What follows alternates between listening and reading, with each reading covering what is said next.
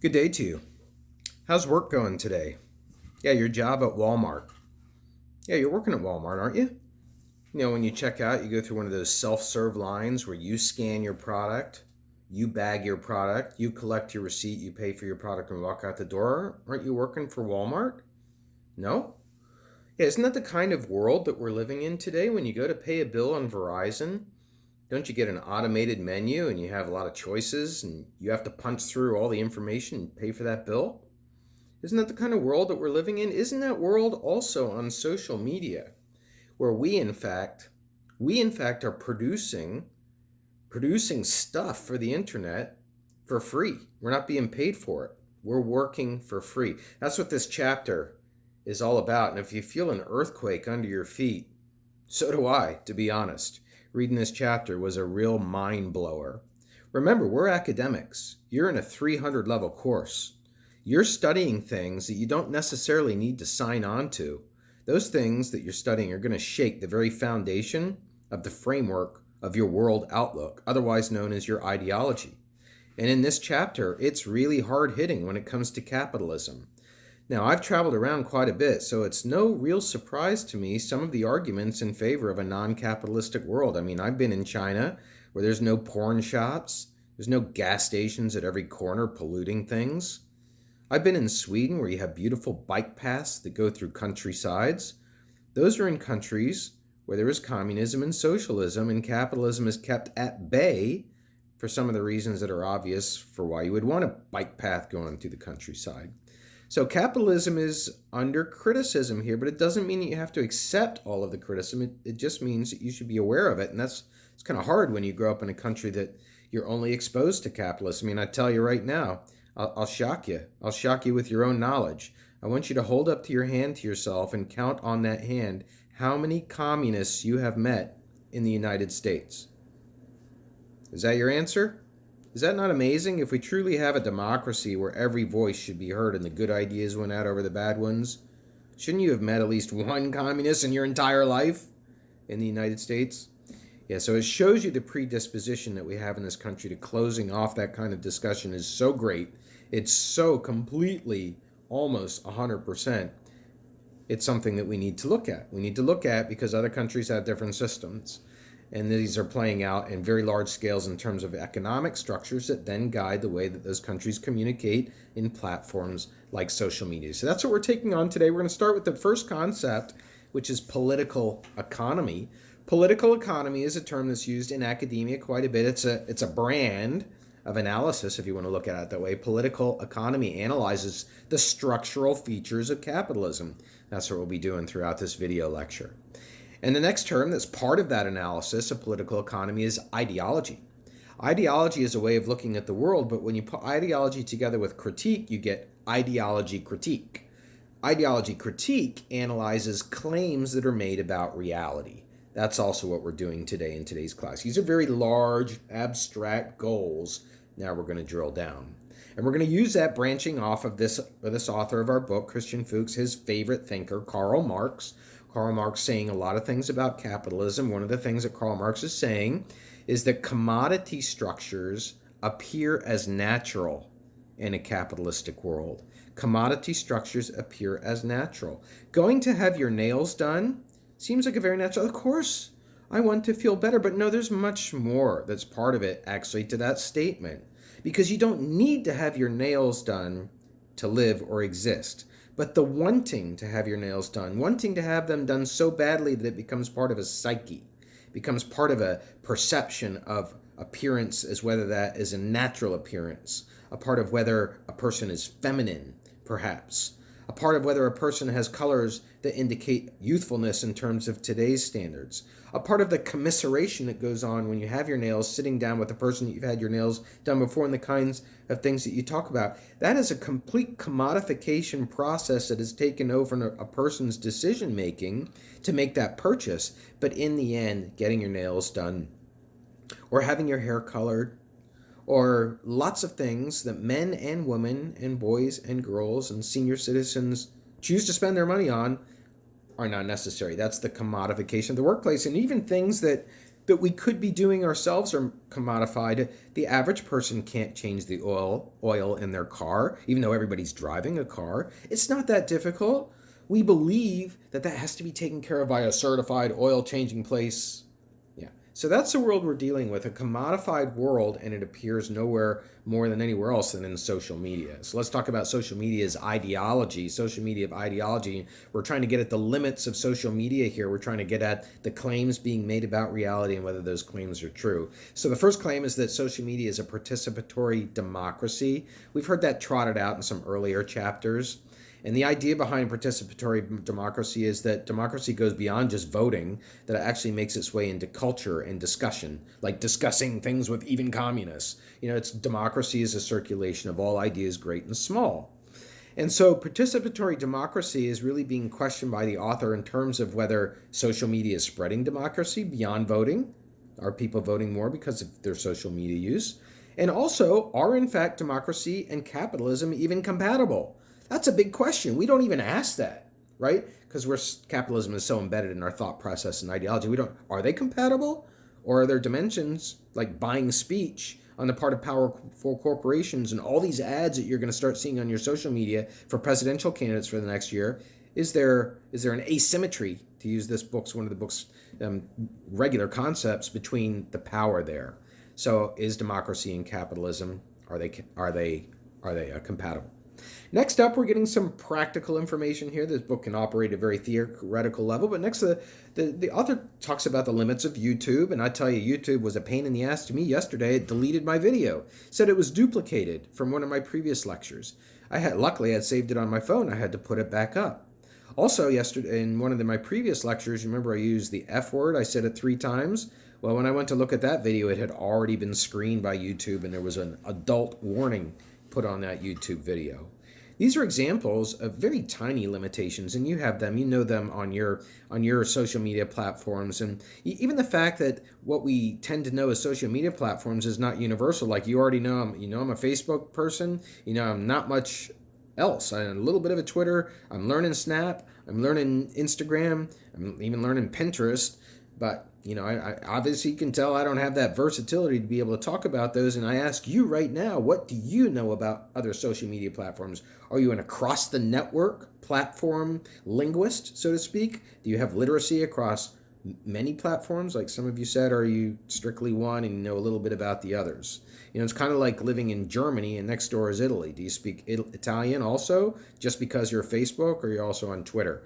That's the network structure. So YouTube has limitations. Facebook has limitations. I think the Facebook information is horribly out of date in here. Your own limitations you can think of that Facebook does to control content. Twitter certainly has limitations. It used to be limitations of 140 characters. Now it's 240. Now there's all kinds of questions going on about censoring people as far as using Twitter to bully others, especially in the social media world and the personality influencing world. And stars have had their reputation tarnished and restored, and some of them boosted by having this pointed out. So there's just limitations on social media platforms. And part of that is because of the corporate colonization of social media in and of itself. The corporate colonization, using terms of history, they're colonies, right? The corporate colonization corporations are the ones that have colonized social media. Hasn't been government, hasn't been citizens groups, hasn't been parents, teachers associations. It's been corporations. And so that they and their logic, they dominate the social media. They dominate the rules of social media. And that's why the internet is primarily a capitalist medium. It's primarily about money making. That's why it still on the outside appears to be free. I mean, you pay for an internet service provider, but then that goes away, that bill, and the rest of it you think of as free unless you get Spotify Premium or pay for an extra service. But for the most part, it's free, and that's because advertising and the leveraging of your big data into purchases is what is really going on behind the scenes. And that's why I asked you if you work for Walmart at the beginning, and that's why I'm asking you now how it is working, because you're working on the internet for free right now, and you're doing it all day long. And that's what makes the internet so different from other media, and that's what makes social media such an incredible thing to be studying in the context of capitalism, is because the internet audience, the social media audience, is so different from a TV audience, from a radio audience, from a newspaper audience, which are also subjected to some of the same kinds of strategies of capitalism that we're talking about in this chapter, what makes the internet audience so different, as we're really starting to explore and get into, is that the audience is at the same time a consumer and a producer. Every time you're uploading photos, every time you're posting, every time you're sharing, every time you're tweeting, every time you're capturing a video and uploading it, you are producing content that's going into big data and being sold in some way, shape, or form. Is that not mind-blowing? That's what I really has happened to me in this chapter today. And so the internet's primarily capitalist. And that also means that the politics, and I'm not quite sure I agree to the extent that the author does on this, politics becomes more of a minority issue on social media. It means that what's happening in terms of where we should be supporting candidates on their policy positions and who we should be voting for and what people we should be writing to and contacting about issues, really important issues about water quality, for example, air quality, labor laws, gender equality, race equality, really big issues. And instead of those things having a forefront in social media, advertising is occupying the space. Ads for Geico, ads for ESU popping up, ads for whatever it is that you looked at last popping up. Yeah, and they're so into you. You know the cookies thing, right? Have you ever gone to search for a hotel and you're looking at, I think I'm going to think about it. I'm going to look at it a little bit later. You look at it later, the price has gone up by $5. Oh, I better act quickly. Oh, it's gone up by another $5. Why is that? That's because your cookies are showing a trace that you keep checking this website and you are interested and you are eager. So the algorithm then boosts the cost, seeing how far it can get you. The only way to stop that happening is to delete your internet history in your browser. Yeah, that's how far the corporate logic and domination of social media is into you. And so the public space, if you look at it that way, it's a place that we go to conceivably for free on social media. Snapchat, Twitter, Instagram, we go there for free, but that is a public space because we all meet there. And what it communicates mostly is not politics that we should be deciding on and cooperating about. What's being communicated is happy consumption, buying things. Here's something that will make you happy. You're not happy? You don't like your weight? Here's something that will make you happy. You're not happy with your boyfriend, your girlfriend? Here's something to make you happy. You're not happy with what you're getting to do with your free time? Here's something that you can... Happy consumption. Buy. That's what's going on in that space. One of the most famous theorists is Jürgen Habermas. He's from that Frankfurt school, studying Marxism later on in Germany, Jürgen Habermas. And he says that advertising depoliticizes the public. It stops the public from being interested in politics. And in fact, we excuse ourselves. We say, I have a right to be because politicians are corrupt. They suck. They're useless. Everything they say is a lie. So therefore, I don't want to get involved. That's how we excuse it, right? But we're not involved in the process, and that's what's supposed to be happening in a democracy. Is capitalism and democracy, are they compatible? That's what we're asking here, right? And the author also argues, and I think it's a really great point, that there are need for public spheres in social media. There's a need for a big space where everybody could go to and have an honest conversation that is not going to be infiltrated by advertisers or controlled in terms of what we can say and what we can't say by the platform users. Now, of course, certain things have to be watched for, like hate speech. But where is the big public space? Like the town square where we can all walk to in Facebook, it's not. It's all controlled by individual providers you have to sign up for who are constantly leveraging your big data into purchases. So yes, corporations dominate social media and quote unquote the attention economy, getting your attention. You're on YouTube right now because of this video I've created. Even my instruction is co-opted, if you know that term, by YouTube for this class. Well, I guess I'm choosing to do it, but what are the other pathways? Let's talk about the cycle of capital accumulation now. The cycle of capital accumulation is a fundamental premise of understanding capitalism. It's all about how capital is different from money. Capital is the accumulation of money. And it keeps going, right? Keeps getting bigger and bigger. You have a lot of capital, you accumulate capital. It's growing, right? That's what you're supposed to do. We talked about it in terms of social capital. But over there on social media, the capital is the big capital producer, he talks about later, is Facebook. It's naturally going to grow. I mean, when you get to be 75, where are all your photos? They're not in a shoebox in the attic. That's long gone. They are somewhere in the cloud that you've put them over the course of your life, and it's probably going to be Facebook. That's probably where you're going to turn to go find the great photos of your life. That's going to continue to increase the social capital and the capital of you and Facebook. you're going to have a vested interest in never losing those photos unless you go through a nasty divorce and you want to get rid of the photos or something tragic like that. Also, let's return to the idea of prosumption. Prosumption. The audience on social media is both a producer and a consumer. Every time you upload, every time you tweet, every time you put anything on, every time you interact, anytime you log on, you are joining in and producing. We are the largest unpaid labor force probably in the history of the world, the internet labor force. And this has greater implications as well because it means that the boundaries between work and leisure are totally blurred. I go home, my day's done, it's 8 o'clock, I'll get a text from a student. I'll get a Facebook message from a student, oh, I need to drop this class. And I do it because that's my job and I have a conscience. And it's also part of what I think is helpful to a student. But that's one tiny example of what's happened to people when they hit their home. They're still at work. Yeah, they're still at work. If they're not at work doing their work, their 40-hour-a-week work, they're at work for the internet, for Facebook, for Twitter, for Geico, for everybody else out there that's advertising. Pretty amazing, huh? And so the audience in social media is a commodity in and of itself. The audience, think of it this way. We used to think that a company like Chevrolet will buy an ad on television to get access to an audience. No, when we're doing a critique of capitalism, it's more direct. It's more like this. It's more like Chevrolet is buying the audience. And that's what's going on Facebook. I know that Hewlett-Packard right now, because of my friend who works there in Mexico, is buying 18 to 35-year-old females who need software that is going to make them feel safer on the internet. That's what they're buying right now. They're buying HP, that data from Facebook. Facebook's got that data because Facebook knows all the people searching for that. So that's what's going on. The audience is a commodity, and media companies, Facebook, are selling you.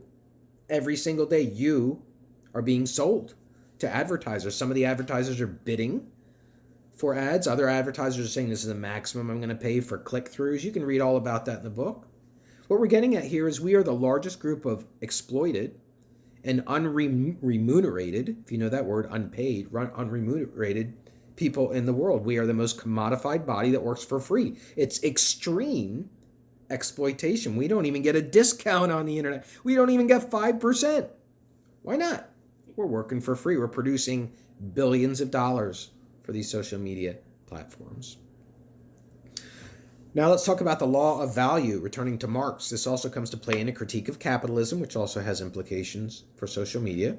Marx says that the greater the amount of labor/time that's needed to produce a commodity, the greater the amount of time/labor that's needed to produce it, the greater the amount of value of that. So therefore, the longer you spend on social media, the greater the value is of your labor. And yet that is what is driving you to social media in the first place, is you're going there because it is endemic to your life. It's part of your psychology. It's the way that you believe that you have to communicate today. It's become a physical presence in your hand that your body feels naked without it. It is so into you, it is an extension of you, social media. And so when we look at Marx and the value of labor, we're really saying that you're working all the time. And that makes you even more valuable to social media than if you were just working part-time. It's a mind blower, I tell you. And Facebook is a constant, fixed, capitalizable business. Twitter's not there yet. And that's the next point I want to make a point on, is that not every single media platform, social media platform, is a guaranteed moneymaker. Let's not just assume you can just start one up and make money. Otherwise, there would be a lot more, right?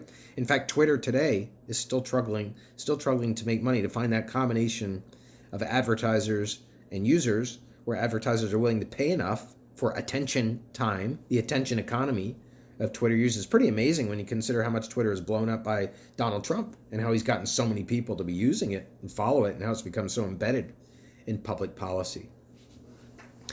The book also moves next to talking about a gendered commodity audience. A gendered commodity audience, a pretty undeveloped idea in this pretty cryptic writing. Basically what it's trying to say is, despite the fact that females are big users of social media, in many cases bigger users of social media than males across the board, certainly on Pinterest, despite that fact, the presentation of gender on social media is still largely male-centric. It's largely male ideas. It's largely male spokespeople. It's largely male ways of communicating, which is competition as opposed to collaboration, which would be more on the female side of things. So social media has a gendered commodity structure to it. And also social media has a potential crisis to it. And this author sort of uses that as a threat, I think. Because the crisis is if the users disappear. That's when the crisis goes. And that's what Twitter, Facebook, Snapchat, all of them, that's what they're afraid of. If there's something that happens, a child pedophile, for example, that they end up supporting or that image gets out, that's the kind of event that could cause a collapse in advertising and users. And so that should be used as leverage. I think we're going to get to that in the end of the book. That's going to be used as leverage in this capital system, capital accumulation, taking away the prosumer, the producer/consumer. Next, we move to the idea of I slave labor. I slave labor, using that tricky I word so important so central to the brand of iPhone. I have a friend, by the way, he's Swedish. He says that advertising is all about owning a piece of your mind. I was like, wow. So you go to the store and you want a soda and you have to have a Coke or a Pepsi, when really RC Cola is not that much different. It's like you can't take a risk. You can't try a different burger other than a McDonald's or wherever, a Chick-fil-A. That's what owning a piece of your mind is. And that's what happens. That's what happens in the online sphere. So what happens in the online sphere is we get a lot of commodification in that sphere where our minds are owned, and we can't fail to get the brand that we have to have. And that also means we refuse to have other brands.